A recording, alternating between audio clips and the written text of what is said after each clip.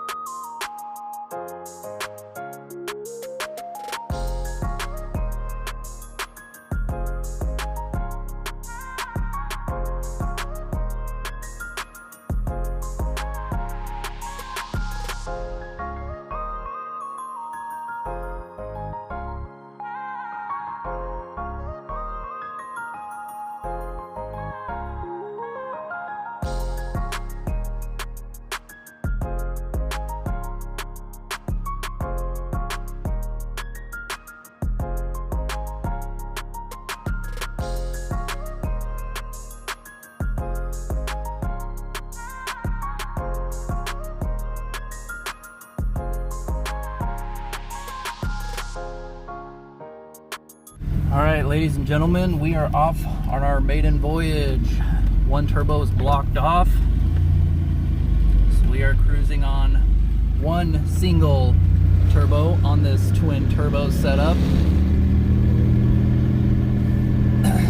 I did notice right off the bat, it sounds like there's a little more spool out of that one turbo, which makes sense.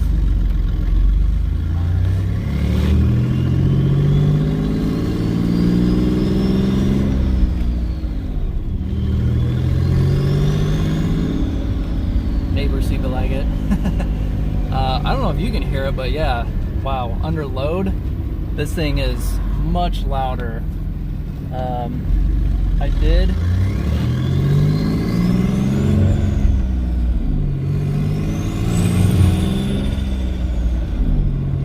Oh wow, yeah, this thing spools up quick with the one turbo. So I did end up blocking off one of the compressor side intercooler pipes on my Y split that I had made, because I realized if you were to hit boost, it's just gonna push it out the compressor side of the non-working turbo, and that would kind of defeat the purpose. So I simply pulled it out of the coupler, slapped some Gorilla Tape over the end of it, shoved it back in the coupler and tightened it down. Whether it holds or not, I don't know, we'll see. So we're just gonna rip around the block real quick and put some gas in her and see how she does.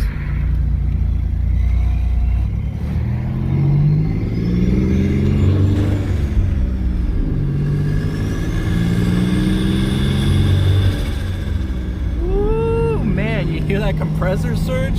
Oh man.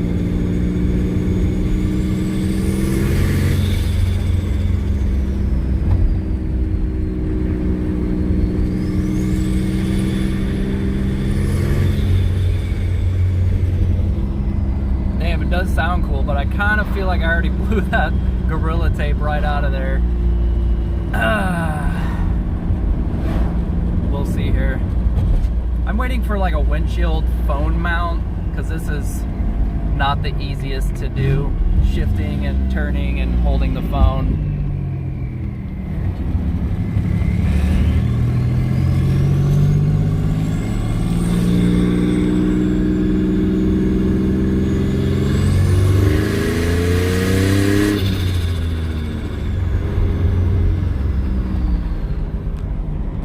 Still didn't make any boost. I've got to believe it's that coupler right at this point. But dang, that thing sounds wicked. That compressor surge. If you follow the build, you probably noticed by now, there's no blow-off valve on this. I don't run one on my 4Runner either. I don't feel like I run high enough boost to really need it. I don't feel like it's gonna damage the turbos. Maybe this China turbo probably do some damage to this, but the other one's already going out. We're already taking both of them out, so whatever.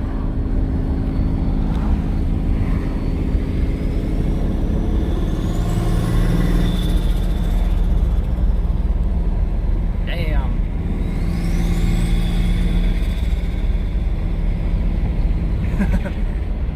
Dude in the Firebird back there, I think he approves.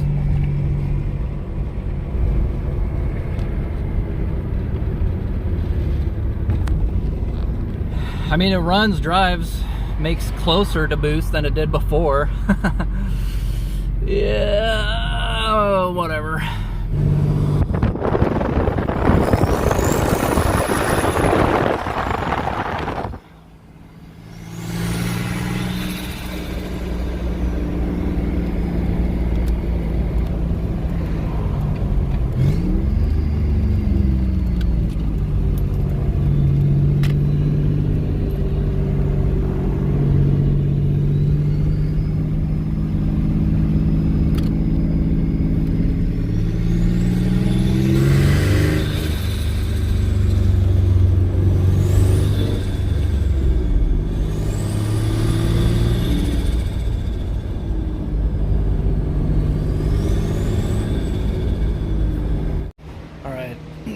So I have been racking my brain with this stinking Mustang, trying to figure out why it won't make boost even on a single turbo.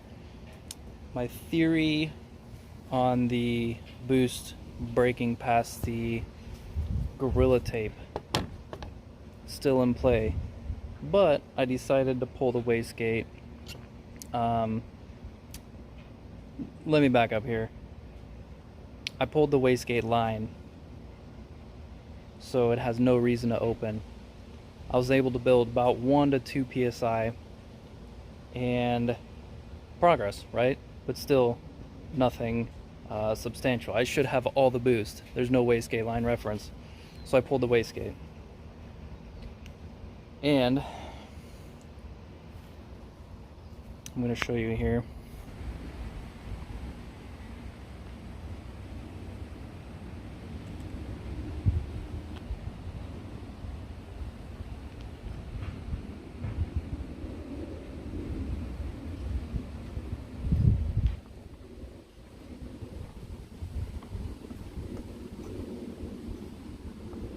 Right, so as you've seen, I think we found an issue with the wastegate sticking open.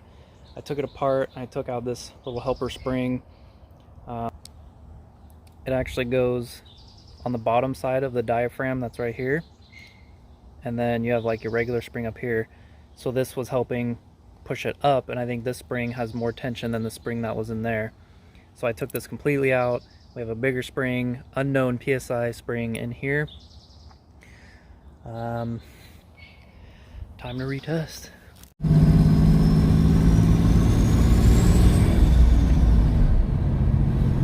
That's sound, man.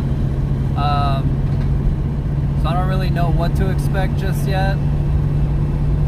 I'm just gonna kind of ease into the throttle here and hope for some boost. So